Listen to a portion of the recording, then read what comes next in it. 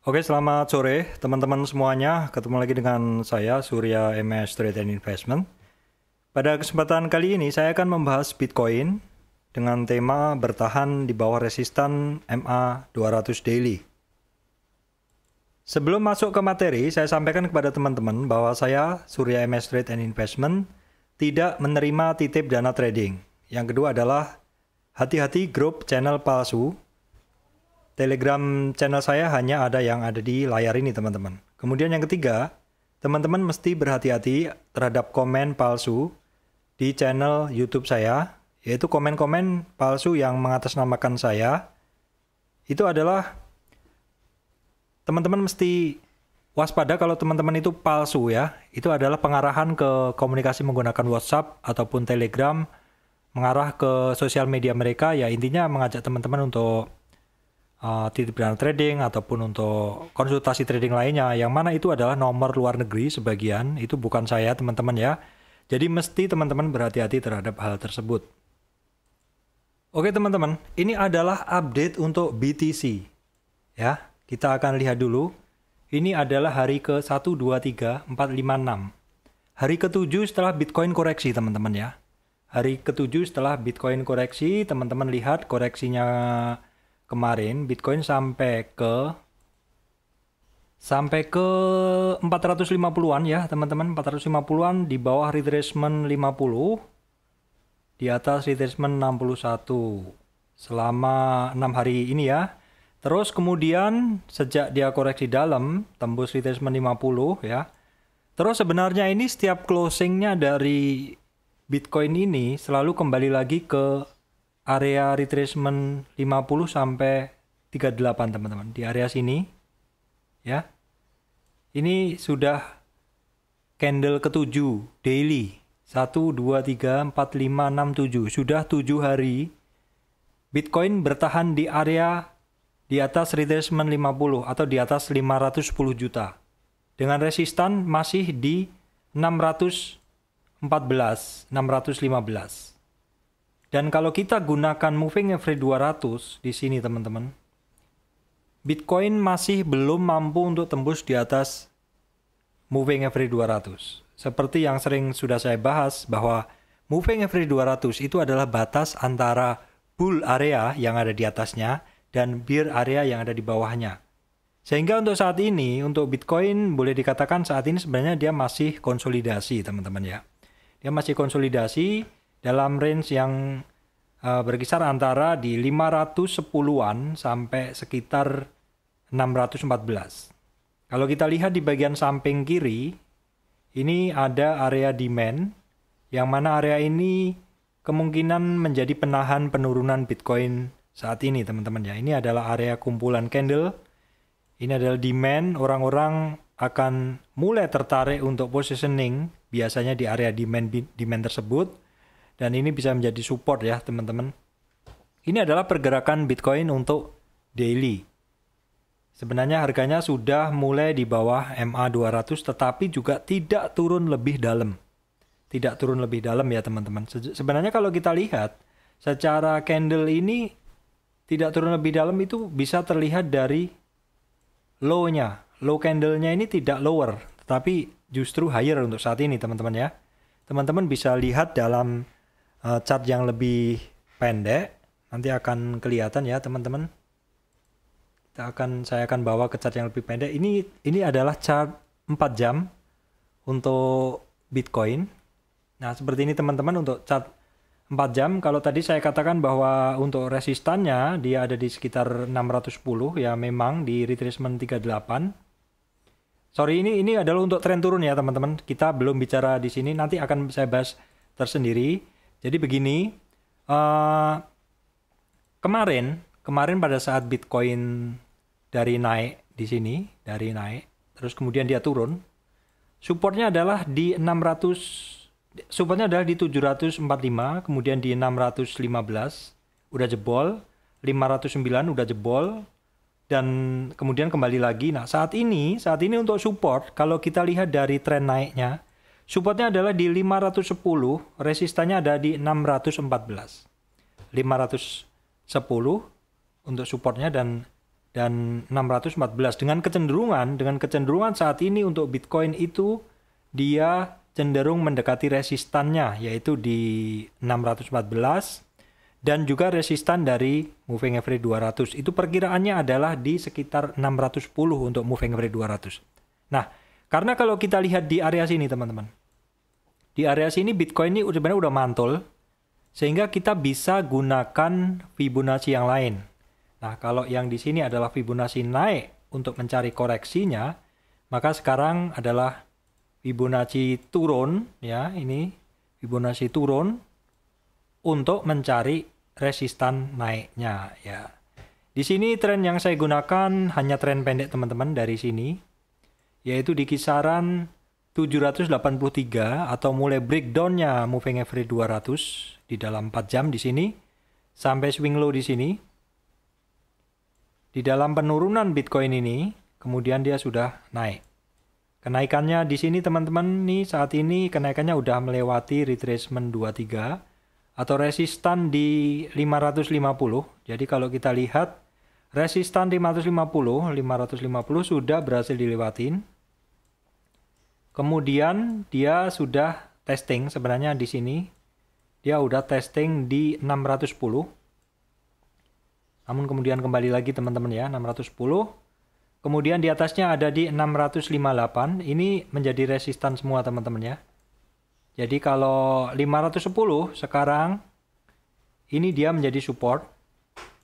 Kemudian kalau 610 sekarang menjadi resistan. Resistan di atasnya ada di 658 di sini. Berikutnya ada di 710. Berikutnya ada di 778, berikutnya ada di 867. Kalau teman-teman lihat, seperti ini adalah bentuk dari support resistan dari Bitcoin selama dia mulai beranjak naik. Jadi ketika turun, di sini adalah lowest-nya, kemudian dia naik tembus resistan 23 retracement di 548, kemudian ketemu resistan lagi di sini. Jadi setiap ketemu resisten dia cenderung konsolidasi teman-teman. Kemudian karena nggak kuat dia testing lagi. Karena tidak kuat dia testing lagi di bawah seperti ini. Kemudian bahkan sempat turun lagi, hampir testing lagi di bawah. Tapi bentuk dari candlesticknya adalah hammer. Ya, kemudian naik dan ketemu resistan candlestick sebelumnya di area sini. Jadi ini candlestick ini terbentuk dari resistan-resistan yang ada sebelumnya teman-teman. Nah, kalau saya bersihkan, saya tarik lagi seperti ini ya. Nah, ini candlestick yang sebelumnya pernah dibentuk itu bisa menjadi resistan juga ya. Di area sini teman-teman, ini kan kumpulan candlestick menjadi resistan juga. Kemudian nanti di kisaran di sini di 610-an juga ada resistan nih. Bisa kita gunakan untuk resistan sementara. Tapi kalau untuk resistan dari tren turunnya, teman-teman bisa gunakan di retracement 23, retracement 38, retracement 60, 50, 61 dan 78. Cara mencarinya bagi yang belum tahu, cara mencarinya adalah dari sini teman-teman ya. Jadi saya gunakan titik yang lebih tinggi di mana sekitarnya tidak ada yang lebih tinggi di sini. Dan saya gunakan titik yang lebih rendah di mana sekitarnya tidak ada yang lebih rendah. Ini adalah swing low di bawah, yang atas adalah swing high. Saya kemudian tarik seperti ini. Dan inilah resistan ya. Ini pada saat turun sudah koreksi naik. Maka jadi tren utamanya turun teman-teman ya. Koreksinya naik seperti itu, jangan salah. Karena koreksi naik, retracement naik, maka nolnya di bawah. Resistannya adalah ini, retracement 23. Retracement 38 ya di sini. Kemudian retracement 50 di sini. Kemudian di 618. Kalau kita lihat sebenarnya untuk Bitcoin ini ya, ini dia tidak ditekan lebih lanjut. Sebenarnya sih kayak menunggu sesuatu seperti itu. Nah, kalau beberapa orang bilang Bitcoin ini masih menunggu tanggal 25 ya. Saya sendiri sebagai trader teknikal, saya tidak mencari di berita mau ada apa tanggal 25 itu, karena prinsip saya sih kalau di teknikal udah terwakili semuanya ya, seperti itu. Market turun dengan volume ya, tentu penurunannya akan berlanjut. Tetapi ketika sudah mulai ada hammer, sudah mulai ada selling climax seperti itu, volume yang besar sekali ketika ada di lembah dan berikutnya dilanjutkan dengan hammer dengan volume kenaikan, nah biasanya harganya akan menguat seperti itu. Coba kita lihat dengan menggunakan MACD juga bisa.